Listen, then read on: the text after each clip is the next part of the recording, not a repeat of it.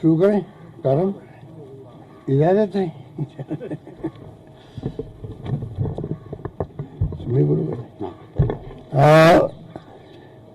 मैंने आपको पहले भी कहा, लगातार मैं बोल भी रहा हूं कि 3 साल का जो शासन हुआ है हमारा बेमिसाल हुआ है और उससे इतना फ्रस्ट्रेशन हो गया बीजेपी को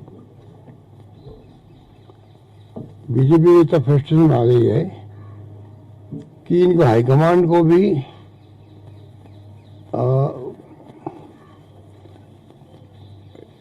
आगे आके इनको कहना पड़ रहा है, अरे भाई कौन बोल रहे हैं, कौन बात कर रहे हैं, तो उनको भी कहना पड़ रहा है कि आप कर क्या रहे हो।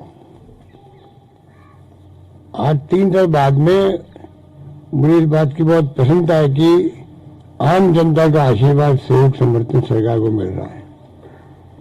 जो कहते हैं कि सरकार विरोधी लहर पैदा होती है 2-2.5 साल बाद में हो जाती है, 3 साल के बाद में भी सबको एहसास हो गया है आम जनता हमारे कामों से खुश है। जो हमने फैसले किए हैं, चाहे वो कोरोना का हो मैनेजमेंट, चाहे शिक्षा में, स्वास्थ्य में, पानी में, बिजली में, सड़कों में, सब में, उससे बहुत फ्रस्ट्रेशन आ गए। हर जो इश्यू नहीं होता नॉन इश्यू को इश्यू बना रहे लोग, नॉन इश्यू को इश्यू बनाने का इन्होंने धंधा कर रखा है। धंधा करने का हो गया मतलब कि कोई इश्यू बनता ही नहीं तो धंधा कर रहा है, मतलब एक प्रकार से हर चीज को आप तो मीडिया के माध्यम से आप ट्रायल करते रहो, मीडिया ट्रायल करवाने के लिए। तो ये जो स्थिति बनी है वो मैं महसूस करता हूँ की घटना के वक्त में भी और अभी भी महसूस करता हूँ। अब 25 लाख के लगभग छात्रों ने या नौजवानों ने भाग लिया। हम कितने हमने आप समझ लीजिए कि उनके प्रति ये भावना वाली थी सबकी कि भाई कैसे 25 लाख लोग जेलों में जाएंगे, कहाँ तो रुकेंगे, कहाँ खाना खाएंगे, सर्दी का वक्त है।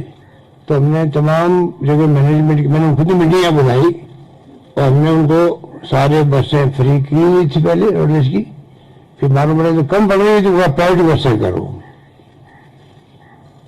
और सब सुविधा में दी उनको।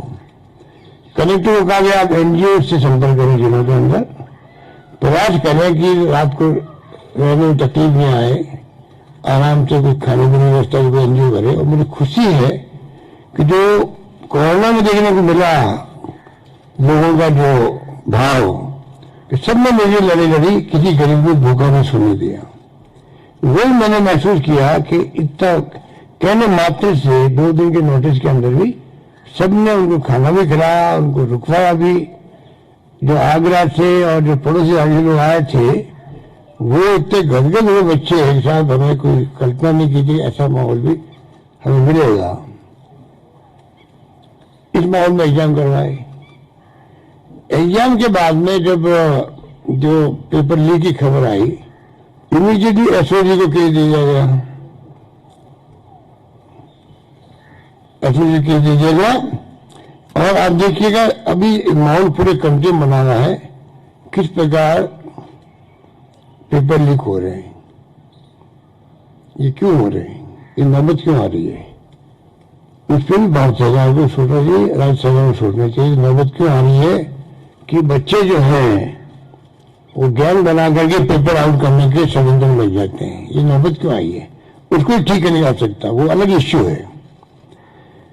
केंद्र सरकार में 3 पेपर आउट हो गए, 21 में, 17 में और 21 में।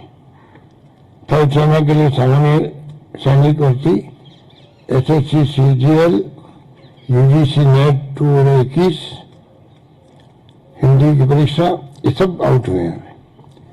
उत्तर प्रदेश में हुए हैं 21 के अंदर, 18 के अंदर। हरियाणा में हुए हैं 21 के अंदर। उत्तराखंड में हुआ है 16 के अंदर 2 बार। गुजरात में हुआ है दिसंबर 21 के अंदर अभी। महाराष्ट्र में भी हुए हैं, गुजरात में 18 में भी हुए हैं, महाराष्ट्र में अब 21 में हुए हैं 2 बार। मध्य प्रदेश में 20 में भी हुआ, 21 में भी हुआ है। और हिमाचल प्रदेश में भी बीच में हुआ है, कर्नाटका गांधी भी बीच में हुआ है। अधिकांश जगह पर ये नियुक्तियां निरस्त भी की गई है, करीब सब जगह निरस्त की गई है। ये जो हालात बन रहे ये बहुत ही चिंताजनक स्थिति है, क्योंकि वैसे भी रोजगार के लिए आज देश में महंगाई के अलावा, महंगाई के बाद में रोजगार की स्थिति विस्फोटक बनती जा रही है, विस्फोटक। जो बिहार में देखा आपने, ट्रेन जला दी गई अभी, सालों बाद सुनते हुए ट्रेन जलाने की नौबत भी आई है। ये शुभ संकेत नहीं है पूरे देशवासियों के लिए, देश के लिए और सरकारों के लिए भी। तो मैं सब सरकारों को शामिल करता हूँ, तो केंद्र की जो राज्य की सरकार, सरकार सरकारी होती है, पर अच्छी संकेत नहीं है कि तब विस्फोटक स्थिति है, नौकरी मिल नहीं रही है, इन्वेस्टमेंट आ नहीं रहा बाहर से भी, कोरोना अलग ऊपर से आ गया, तो आप देखिएगा कि इन्वेस्टमेंट नहीं आने, प्राइवेट सेक्टर में नौकरी कैसे लगेगी और विस्फोटक स्थिति बनती है। कोई माहौल बना हुआ है और उसके अंदर सरकार ने करीब 1 लाख नौकरी नियुक्ति दी राजस्थान के अंदर, 90,000 के आसपास का प्रक्रिया चल रही है। उसके अंदर अच्छे माहौल में हम चाहते थे कि राजस्थान में कोशिश करें, इन्वेस्टमेंट 22 एक इवेंट होने जा रही थी, वो भी पोस्टपोन हो गई इस कोरोना कारण से। और कैसे प्राइवेट सेक्टर में, कैसे पब्लिक सेक्टर में हम लोग नौकरियां दें, ये हमारी प्रायोरिटी है। पर बीजेपी ने जिस रूप में बिहेव किया है वो अच्छा नहीं किया है। बीजेपी का व्यवहार जो है ना, वो मैं समझता हूं कि अगर मैं कहूँ कि कंडम करना लायक है तो कोई अतिशयोक्ति नहीं होगी।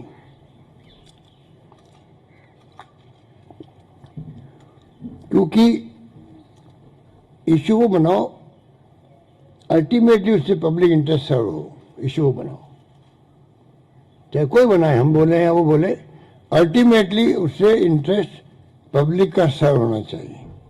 क्या मैं उनसे पूछना चाहता हूं कि रिट के अंदर जो बच्चे बैठे हैं, जिस में इश्यू बनाया जा रहा है, बनाया गया है, पब्लिक के अंदर जो कुछ भी नई नई बातें लाई जा रही है, उनको पूछो भी आप क्या, जो लोग बोल रहे हैं नेता लोग बीजेपी के, पूछो आप लोग क्या जो गैंग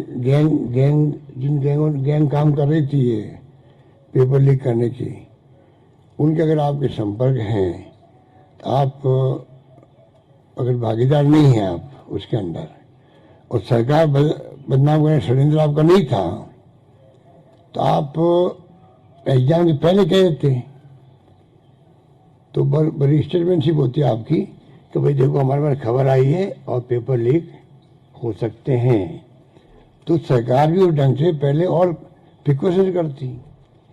अगर हमें ईमानदारी होती तो आप उसको, अगर आपके पास कहाँ से खबर आई, वो तो कम से कम सामने आनी चाहिए, वो भी जांच का विषय होना चाहिए। मैं तो एसओजी वालों को कहना चाहूँगा, आप पता करो कि अगर ये किसी के पास, क्योंकि ये मालूम आपको, कोई क्राइम की जानकारी किसी को मिल जाए, आम आदमी को भी, और वो जानकारी नहीं दे तो वो भी भागीदार होता है, क्राइम का भागीदार होता है, ये लॉ कहता है। तो क्या मतलब ये जो बोल रहे बढ़ चढ़ करिए कि शिक्षा संकुल और कहाँ कहाँ क्या क्या होगा, कैसे होगा, पूरी पिक्चर बता रहे हैं, तो भाई आप किस गैंग से मिले हुए हो? वहाँ गैंगवार चल रहा है, इसके अंदर भी गैंगवार चल रहा है, कई गैंग काम करती है इसके अंदर। आप किस गैंग से मिले हुए बताओ, वरना कोई कारण नहीं था। अगर आप पब्लिक इंटरेस्ट होता आपका, आप शिक्षा मंत्री को कहते, चीफ सेक्रेटरी को कहते, मान लीजिए डीजी पुलिस को कहते, तो ये आप समझ सकते हो क्या हो रहा है। इतने बड़े संख्या में बच्चों का भविष्य है, तो हमने आज तय किया कैबिनेट की पूरी मीटिंग के अंदर कि भाई हम क्यों नहीं, जनता ही माई बाप है। देखिए जनता की जो खलक की आवाज़ खुदा की आवाज़ वाली बात थी, उसी ढंग से अगर मान लीजिए जनता में भावना है भाई पता नहीं लीक में कितने लोगों को फायदा पहुंचा होगा, एसओजी के आधार पे तो मैक्सिमम 300 लोग होंगे, 350 लोग होंगे, मुश्किल से होंगे, वो मुश्किल से होंगे। और एसओजी की कामयाबी को भी अप्रिशिएट नहीं कर रहा है। गुलाब सिंह कटारिया ने एप्रिशिएट किया तो दूसरे दिन, क्योंकि वो आरएसएस और बीजेपी के फासिस्ट लोग बार बार कहते हैं फासिस्ट लोग हैं, इनका विश्वास नहीं लोकतंत्र में, इसलिए सेकेंड है उसको इतना दबाया गया कि उनको अपना बयान बदलना पड़ा।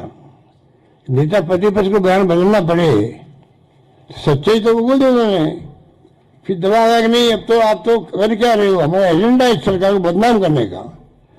ये एजेंडा आपका दिल्ली के चल के आया है, यहाँ पर दिल्ली से चल के एजेंडा आया है इनका कि अब आपके पास में कुछ नहीं रहा है, 1.5 साल 2 साल बच्चे हैं, अब तो आप सरकार को झूठा ही बदनाम करो, कुछ भी करो, और उसमें इनकी मास्टरी है।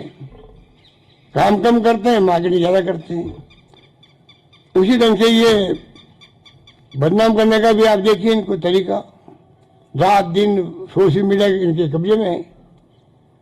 जो इनकी वो टोल आरी बैठी हुई है, उनका काम धंधा यही है, तो आप समझ सकते हो।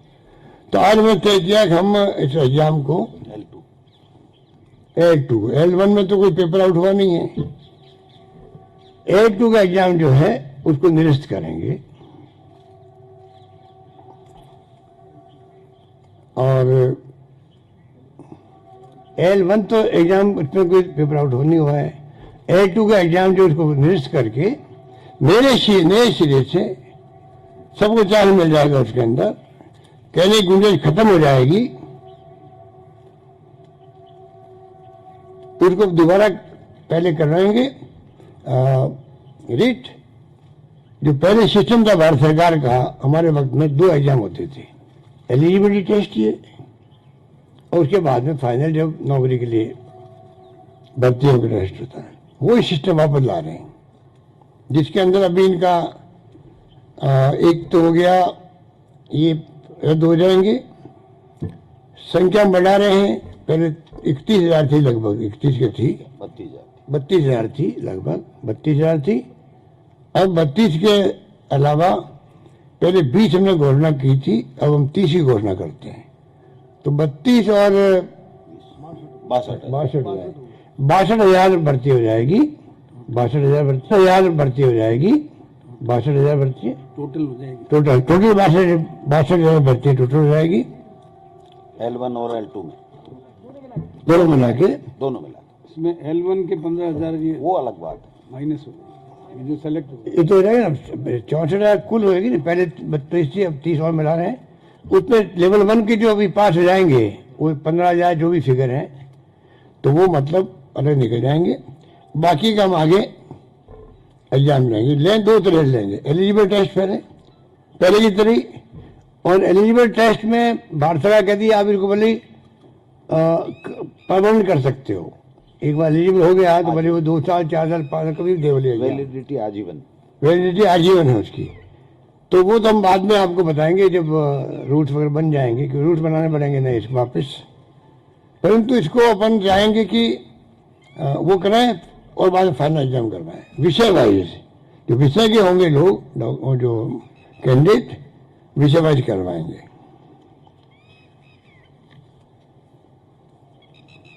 दस % है भाई, नियमों में संशोधन कर। अभी मई में पहले हमने कहा था 20,000 की जो भर्ती हमने कही थी, मई के लिए कही थी, तो 1 महीना खिसक सकता है, क्योंकि वो रिपोर्ट आने वाली है। मिस्टर व्यास की अध्यक्षता में, जस्टिस व्यास की अध्यक्षता में जो कमेटी बनाई हमने, वो रिपोर्ट 15 मार्च तक आएगी कि आगे कोई फर्जीवाड़ा नहीं हो, पेपर लीक नहीं हो। तो रिपोर्ट आएगी तो उसको आधार बनाकर हम चाहेंगे कि जल्दी वो रिपोर्ट मिलते ही हम घोषणा कराएंगे कि एग्जाम कब होंगे।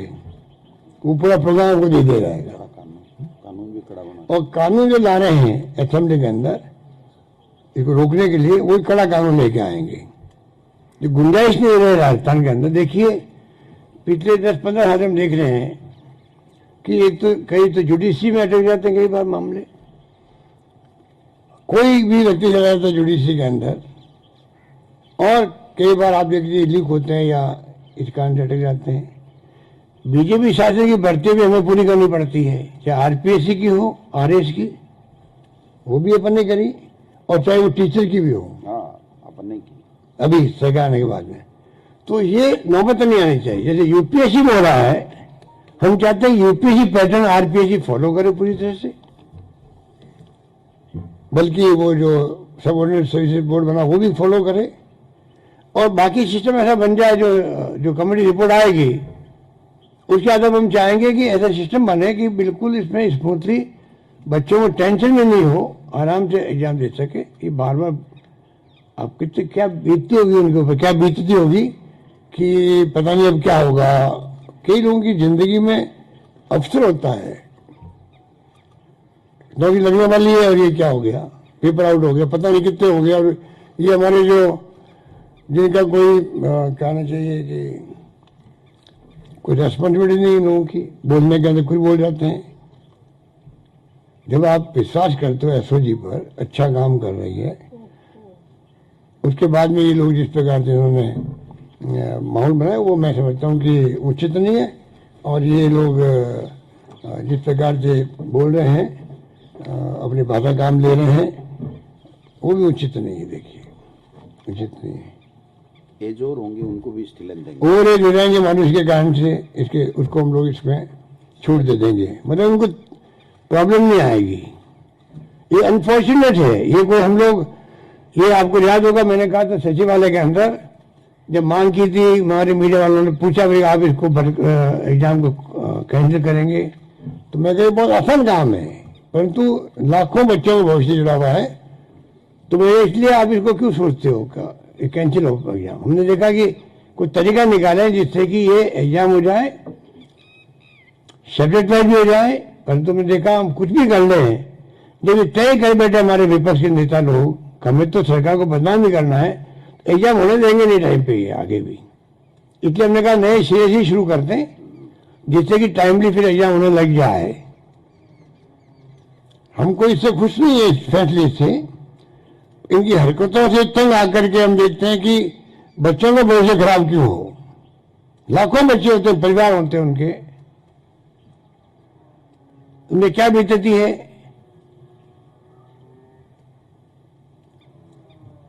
तो ये फैसला हमने इसीलिए किया, और मैं चाहूंगा कि पूरा मीडिया और तमाम साथी इसमें अपने अपने स्टडी रखें और सब मिलकर हम राजस्थान में नई परंपरा डालें। क्या आज पक्ष विपक्ष को क्या हो गया है, ऐसा कभी देखा नहीं मैं आजकल। जो जो हरकतें हो रही है, बताइए आपको उचित है क्या ये? अध्यक्ष जी ने खुद ने देखा होगा, आपके सीकर में क्या किया इन्होंने, जयपुर में क्या किया। अब इनका कसूर नहीं है। जब इनके नेता दिल्ली में बोलते हैं डंके की चोट, 75 साल में जो जो कमियां रही है उनको उजागर नहीं करेंगे। बताइए आप जो बोलोगे ऐसे तो आपके प्रेरणा लेंगे नीचे वाले भी। जो प्रधानमंत्री खुद बोलते हैं डंके की चोट, हम लोग कमियां बताए, कमियां बताओ, साथ में उपलब्धियां बताओ भाई, कुछ तो बताओ। 70 साल में कुछ तो किया होगा, आपको यहां तो पहुंचा दिया लोकतंत्र कायम रख करके। कोई कम बात है क्या?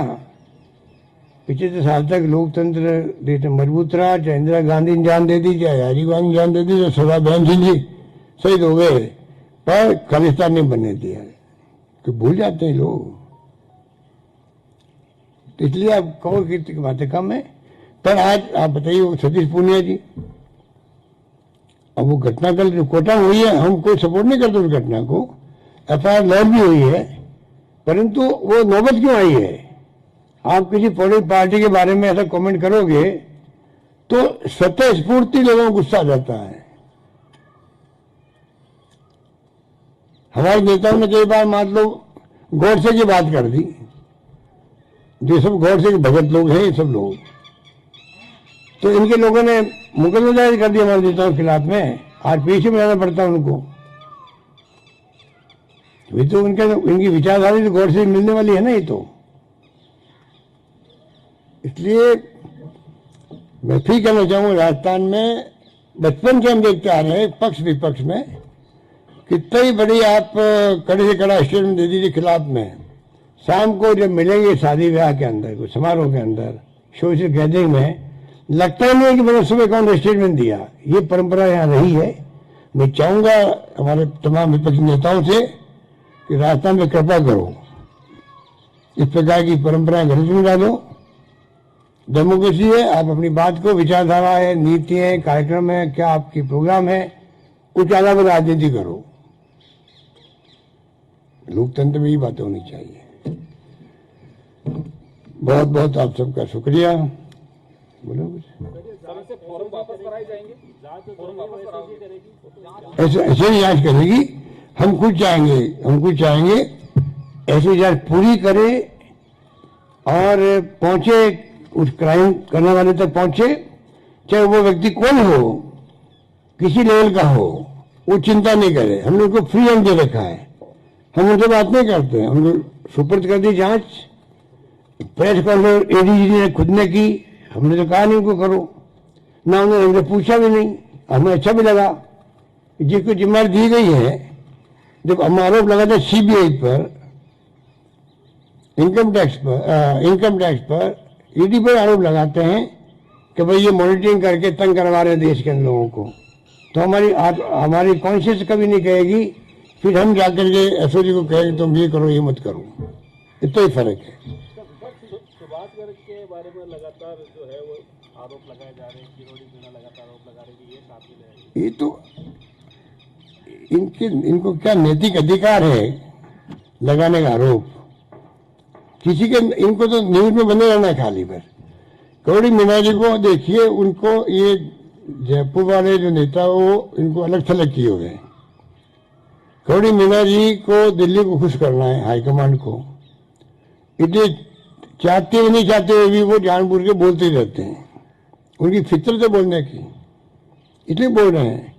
दम कोई नहीं की बातों पे, ये मेरा मानना है। लेकिन सर उनके पास जिस तरह की हर रोज जानकारी वो प्रेस कॉन्फ्रेंस करके देते हैं, क्या उनकी भी? मैंने कहा ना आपको, वहां पर क्यों पूछवा रहा हूं मुझसे? मैंने जवाब शुरू में ही कर दिया आपको कि भाई ये तो जांच का विषय होना चाहिए कि तुम कौन सी गैंग से मिले हुए हो।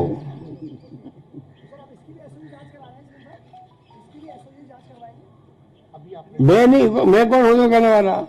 एसओजी की ड्यूटी है कि जिसको जो उनको लगे कि ये जो हमने जांच बढ़ाई है आगे, इसमें जो अगर मान लीजिए उनको जरूरत पड़ेगी कि बयान देने के लिए, बयान। सर किरोड़ीलाल मीणा जी ने कहा कि एसओजी जो है गलत दिशा में जांच कर रही है, सीबीआई अगर जांच करती तो दिशा सही हो सकती है। उनकी बातों में ज्यादा उनको सीरियस लेना नहीं चाहिए आपको।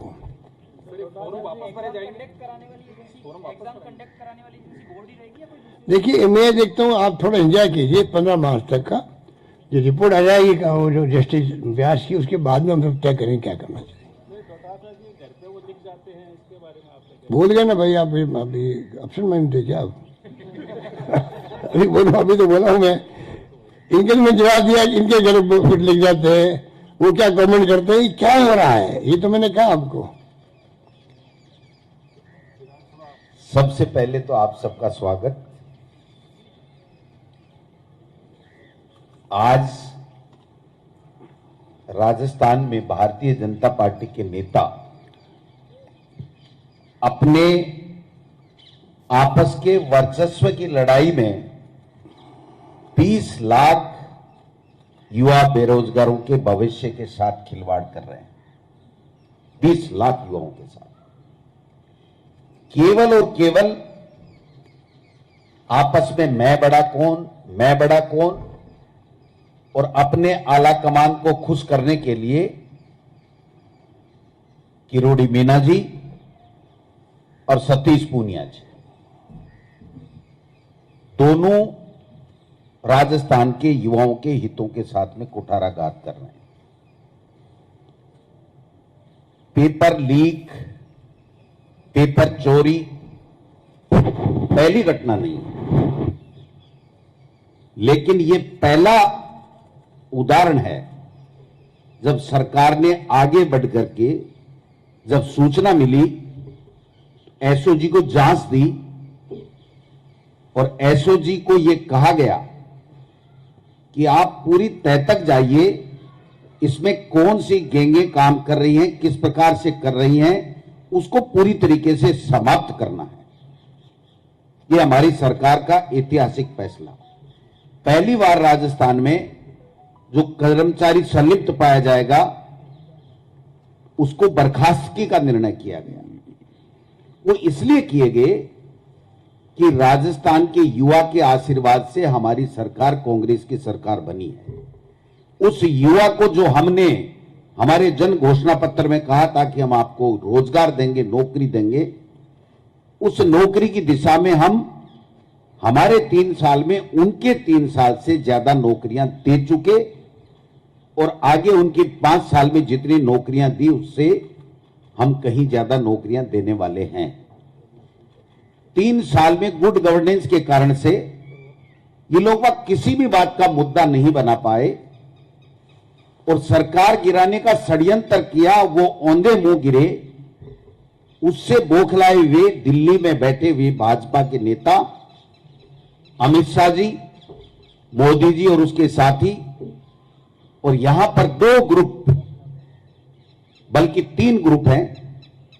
वसुंधरा राजे जी का ग्रुप, सतीश पूनिया प्रदेश अध्यक्ष है उनका ग्रुप, और किराड़ी मीना जी एकला चलो रे अपना ग्रुप। ये तीनों ग्रुपों ने अपनी वर्चस्व की लड़ाई में 20 लाख राजस्थान के युवाओं को सपनों को चकनाचूर करने का काम किया। उनको इंतजार करना चाहिए था एसओजी का, और मैंने पहले भी कहा था पीसीसी प्रेसिडेंट के नाते और तत्कालीन शिक्षा मंत्री के नाते कि आप कोई भी क्लू बताइए, कोई भी सूचना दीजिए, सरकार पूरी तरीके से जांच करेगी। जब भजनलाल नहीं मिल रहा था तो 1-1.5 महीने तक ये जांच धीमी पड़ गई। मैंने माननीय मुख्यमंत्री जी को आकर के कहा, इसी लोन में हम बैठे थे, कि मुख्यमंत्री जी युवाओं के कारण से हम लोग आए हैं। युवा ये महसूस करता है कि इस जांच को पूरी तह तक ले जाना चाहिए। इन्होंने तुरंत टेलीफोन उठाया और अशोक राठौड़ जी को कहा कि ये जांच आगे क्यों नहीं बढ़ रही है।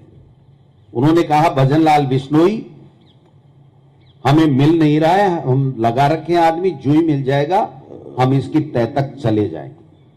इनको इंतजार करना चाहिए था। और अगर एसओजी ये कहती कि बड़े लेवल के ऊपर हुआ है तो स्वतः ही सरकार निरस्त कर देती। अगर एसओजी 100 जगह, 200 जगह, 300 जगह की कोई बात करती तो उसके बाद में उस तरीके से सरकार फैसला करती। लेकिन इनको 3 साल में एंटी कमेंसी पैदा नहीं कर पाए। 25 में से 25 सांसद 1 रुपया दिल्ली कोड़ी ला नहीं पाए राजस्थान के विकास के लिए। इसलिए टारगेट करके सरकार बदनाम कैसे हो, मुख्यमंत्री बदनाम कैसे हो, गोविंद डोटासरा बदनाम कैसे हो और दूसरे लोग बदनाम कैसे हो, यह षड्यंत्र किया गया। हमारे खिलाफ तो षड्यंत्र करो, बदनाम करो। अगर हम सच्चे हैं तो सच्चे रहेंगे। इनके बदनाम करने से हम में से कोई भी बदनाम होने वाला नहीं है। लेकिन इन्होंने आज पाप किया उन 20 लाख लोगों के भविष्य के साथ में, क्योंकि ये भर्ती भी मुख्यमंत्री जी ने इसलिए बढ़ाई है कि युवा जिसके कारण से हम सरकार से आए उनके भविष्य के साथ खिलवाड़ नहीं होना चाहिए। और देश में आज बर्निंग इश्यू है। मोदी जी ने युवाओं को रोजगार देने का जो वादा किया था वो तो विफल हो गए, लेकिन हमने जो वादा किया है उसमें हम खरे उतरे, जिससे युवाओं का सरकार के प्रति विश्वास जमा रहे। इसलिए आज ये जो फैसला किया गया है 62,000 की भर्ती होगी आगे चल करके। नियमों में संशोधन भी इसलिए सोच समझ करके पार्टी की तरफ से भी हमने सुझाव दिया कि कांग्रेस का कार्यकर्ता और नेता माननीय मुख्यमंत्री जी ये चाहते हैं कि इसमें और पारदर्शिता लाई जाए, और कड़ा कानून बनाया जाए। इन्होंने कहा राजस्थान की विधानसभा में कानून बनाएंगे, विपक्ष के भी सुझाव लेंगे। एक रिटायर्ड जस्टिस की अध्यक्षता में इन्होंने कमेटी भी बनाई है, उसके भी सुझाव लेंगे। और हम 2 एग्जाम इसलिए करवा रहे हैं कि 101% पारदर्शिता रहे किसी तरीके, क्योंकि एक एग्जाम जब सिलेक्शन की हो जाती है तो फिर आदमी येन केन प्रकरण प्रयास करता है और उसमें कहीं ना कहीं कोई चूक हो जाती है। ये पहली सरकार है जब एसओजी ने यह बताया कि पेपर रखने में चूक हुई है। तत्काल बोर्ड के आधी रात को अध्यक्ष को बर्खास्त किया गया। इस्तीफा भी ले सकते थे, लेकिन नहीं, इसलिए कि हमारी नीयत में ईमानदारी, हमारे कण कण में ईमानदारी, और हम युवाओं के साथ अन्याय नहीं कर सकते। उन्होंने अगर कोई प्रोसीजरल गलती की है, जिसको एक तरीके से जो जिम्मेदारी दी है वो सही तरीके से नहीं निभा पाए, तो उसको बर्खास्त किया, बोर्ड के सचिव को निलंबित किया। बातें बड़ी बड़ी करते हैं ये लोग बात। किस प्रकार से मुख्यमंत्री जी ने कहा, कहां से क्या तार जुड़े में, कैसे सूचनाएं आ रही हैं, ये सब दूध का दूध पानी पानी होने वाला है, पानी का पानी हो जाएगा, चिंता करने की बात नहीं है। मेरे ऊपर व्यक्तिगत रूप से अगर किसी भी नेता ने कोई आरोप लगाया, एक आलपिन की नोक जितना आरोप साबित कर दे इस रीट भर्ती परीक्षा मेरे या मेरे परिवार के शामिल होने का, तो मैं आप सबके सामने कह रहा हूं, कोट कर लीजिए, जिंदगी में मैं और मेरा परिवार राजनीति नहीं करेंगे। 12 लोग फेल हो गए हो तो बताओ। लेकिन मेरे परिवार के 13 लोगों ने एग्जाम दिया, मैं विधानसभा में बताने वाला था। मेरे परिवार के 13 लोगों ने एग्जाम दिया, 13 में से एक भी पास नहीं हुआ। इनको शर्म आनी चाहिए। सुभाष गर्ग जी के पीएसओ के लिए अभी किरोड़ी जी ने बोला कि वो पास हो गया, पेपर लीक हो गया, 150 में से 29 नंबर आए। शर्म आनी चाहिए। ये युवाओं के भविष्य के साथ खिलवाड़ कर रहे हैं। ये कोई छोटी मोटी बात नहीं है। आप किसी के ऊपर मन मर्जी है जैसे आरोप लगा दो। अगर हिम्मत है तो तथ्य सत्य लाइए। मैं आप में से और बीजेपी के तमाम नेता जो अपने आप को तुरपखा समझते हैं, मैं उनको कहूंगा कि आप जांच कीजिए। अगर रीट के इस पेपर के अंदर गोविंद सिंह डोटासरा का कोई रिश्तेदार या उसका परिवार अगर शामिल मिल जाए, तो मैं पुनः कहना चाहता हूं, मैं उसी दिन राजनीति से संन्यास ले लूंगा। लेकिन इस तरह की बकवास, इस तरह की घिनौनी हरकत, ये केवल इसलिए कि इनके पास में राजस्थान की सरकार के गुड गवर्नेंस के खिलाफ कोई मुद्दा नहीं। अलवर की घटना का सीबीआई को जांच दे दी। आपके केंद्र में सरकार है, सीबीआई से तुरंत जांच कराओ और पर्दाफाश कराओ। आप पर्दाफाश कराओ ना। आपको पचमदरा की जो एनकाउंटर की बात थी उसकी जांच दे दी। आप उस दिन कर रहे थे, हमारे नेताओं का नाम ले रहे थे कि उनकी संलिप्तता, आप जांच कराओ, जेल में डालो किसी को। मैं हूं दोषी तो मुझे डालो, अगर और कोई नेता है तो और को डालो, लेकिन तुम पूरे काले हो कोयले की तरह। तुम हमारी सफेदी पे क्या दाग लगाओगे?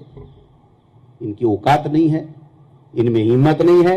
उन्होंने केवल इतना काम कर दिया कि जिन युवाओं को हम महीने 1.5 महीने में 32,000 युवाओं को नौकरी देना चाहते थे, उसमें से आधे बच्चों को अब 4, 6, 8 महीने इंतजार करना पड़ेगा। लेकिन हमारी सरकार ने, मुख्यमंत्री जी को धन्यवाद देना चाहूंगा पार्टी की तरफ से, कि हम और पद बढ़ाएंगे, हम बजट ला रहे हैं और पद दे देंगे, लेकिन हम हमारे प्रदेश के युवाओं को नौकरी देके रहेंगे। चाहे ये कितना भी झूठ प्रपंच फैला लें, ये कभी कामयाब नहीं। धन्यवाद। ठीक है भाई, आज का मुद्दा यही है। आप बैठे हो यहाँ पे। अब आप सुनो, चिंतन शिविर की मैं बता दूं, आप चिंतन करो कौन लोग सही हैं, कौन लोग झूठे हैं। जो झूठे हैं उनको बेनकाब करो, जो सच्चे हैं उनकी सच्चाई जनता को दिखाओ, जिससे जनता खुश हो सके। धन्यवाद। थैंक यू भाई।